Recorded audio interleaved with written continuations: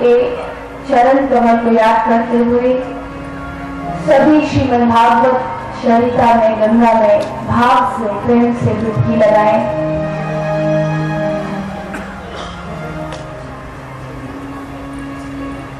देखिए, आज सभा में आपके सामने जो हुआ, इसका मतलब आप लोग जानते हैं किस लिए हुआ? जानते हैं? नहीं? अरे सीधी सी बात है, भगवान चाहते हैं कि श्रोता और वक्ता दोनों के बीच में ज्यादा दूरी नहीं होनी चाहिए, इसलिए भगवान ने एक साथ रखे दिया। वक्ता भी उसी जगह, श्रोता भी उसी जगह। और देखो, आज हमारे भागवत में कितनी शक्ति है, कितनी ताकत है, पूरे स्टेज को नीचे ले आए। हम तो प्रमाण से तो देख ही लिया होगा कि भागवत में कितनी ताकत है। चलो ये सब तो वैसी बातें हुई, लेकिन फिर भी जो लोगों को जब ये पता चलेगा कि मेरी कथा में स्टेज गिर गया, तो आगे से ज्यादा लोग मालूम है क्या सोचेंगे? अरे जरूर जिजमान ने या व्यास जी ने कुछ गलती की होगी, तभी तो भगवान ने तुरंत उनको दिखा दिया। जैसे मैंने कल बताया कि हमेशा जो लोग नेगेटिव सोचते हैं वो यही सोचेंगे। अब गांव में भी जाके किसी से बात करोगे वो यही कहेगा, लेकिन जो पॉजिटिव सोचता है, जो सकारात्मक सोचता है, वो कहेगा अरे भाई, हमारे गांव के ऊपर कोई कष्ट आने वाला था जो इस भागवत ने हमसे हर लिया, हमसे दूर कर दिया।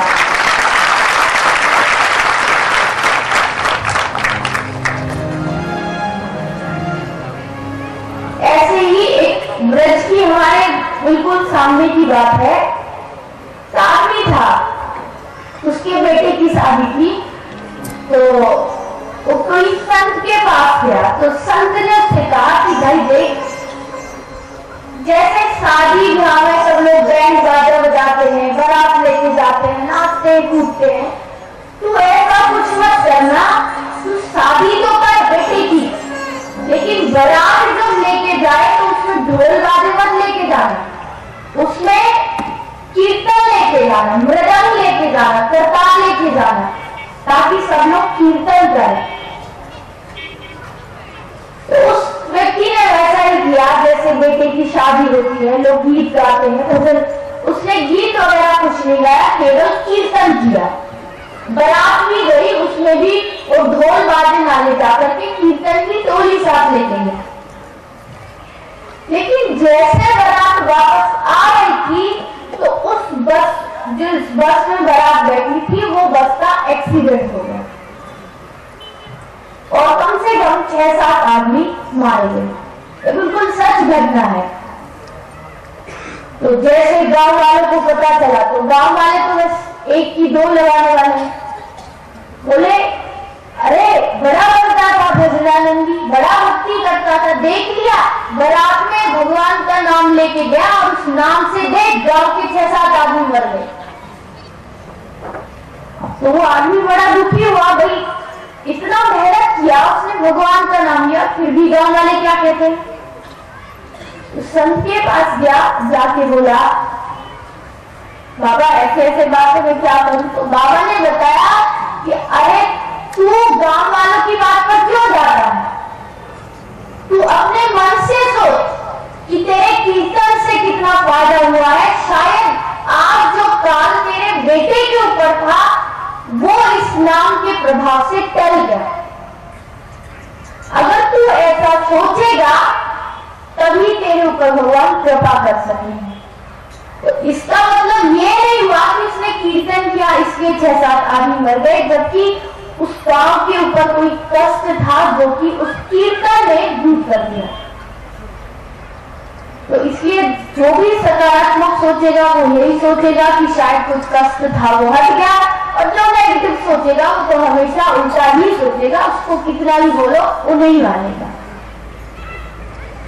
तो इसको भगवान का ही कृपा समझो, उन्हीं की इच्छा थी, शायद इसी कारण हो गया। तो चलो अब कथा की ओर बढ़ते हैं। कल हमारी चर्चा चल रही थी कि कपिल भगवान अपनी मां देवकी को बहुत सारा ज्ञान उपदेश दे रहे थे। तो उस समय मां देवकी ने भगवान कपिल से पूछा कि प्रभु, मैं बहुत चाहती हूं कि मेरा मन संसार में ना जाए, लेकिन फिर भी मेरी पांचों ज्ञानेंद्रियां, पांचों कर्मेंद्रियां मुझे इस संसार की तरफ खींचती रहती है। तो मैं ऐसा क्या करूं जिससे मेरी पांचों ज्ञानेंद्रियां, कर्मेंद्रियां मेरे वश में हो जाए। कपिल भगवान ने कहा, हे मां, अगर आप अपनी ज्ञानेंद्रिया और कर्मेंद्रिया को अपने वश में करना चाहते हैं तो सिर्फ एक ही उपाय है, वो है संयम।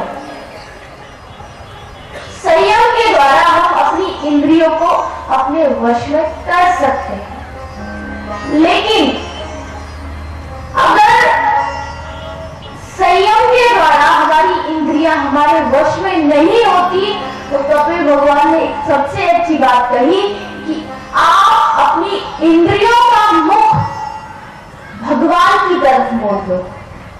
यानी कि अगर आपकी जीभ कहती है आज तो रसगुल्ले खाने चाहिए, तो इसका मतलब है आपके जिह्वा ने कहा, और जिह्वा एक ज्ञानेंद्रिय है। तो जीभ की इच्छा हुई कि रसगुल्ला खाऊं, तो आप चाहो तो उस जीभ को रसगुल्ला खिला सकते हो, लेकिन उस रसगुल्ले का आप ऐसा भाव रखो कि हे प्रभु, आज हम ये रसगुल्ला आपके लिए, आपके भोजन के लिए लाए हैं, आप इसे स्वीकार करो, उसके बाद हम स्वीकार करेंगे। तो उससे अपने आप आपकी इंद्रियां आपके वश में हो जाएंगी। आप नए कपड़े लाते हो घर में, आपका शरीर चाहता है मैं अच्छा दिखूं, अच्छे कपड़े पहनूं, तो बुरी बात नहीं है, पहनो, लेकिन उसको भी पहले भगवान को अगर आप एक बात अर्पित करके, समर्पित करके पहनोगे तो आपकी इंद्रियां आपके वश में हो सकती है।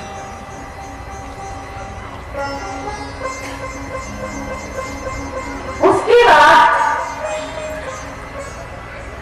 कपिल भगवान ने अपनी मां को नित्य नियम कर्म बताया, जो आप लोगों ने कल श्रवण किया।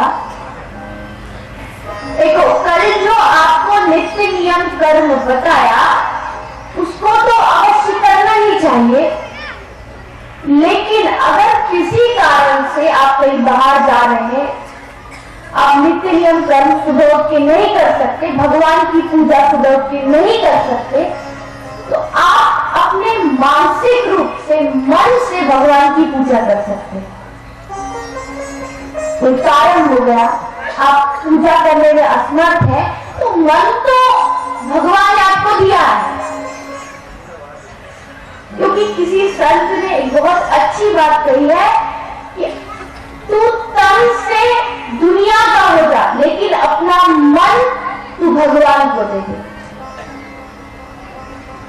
क्योंकि संसार का काम करने के लिए तो तन चाहिए, बेटी की शादी करनी है, कन्यादान करना है तो तन चाहिए, लेकिन मन तो नहीं चाहिए। मन को तू भगवान के चरणों में समर्पित कर दे, भगवान को दे, तन से दुनिया का काम कर और मन से भगवान का काम कर।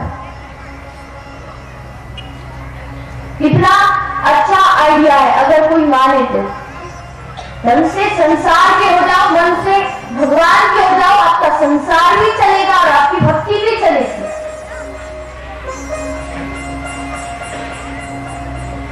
तो मन से पूजा करो, मानसिक पूजा करो।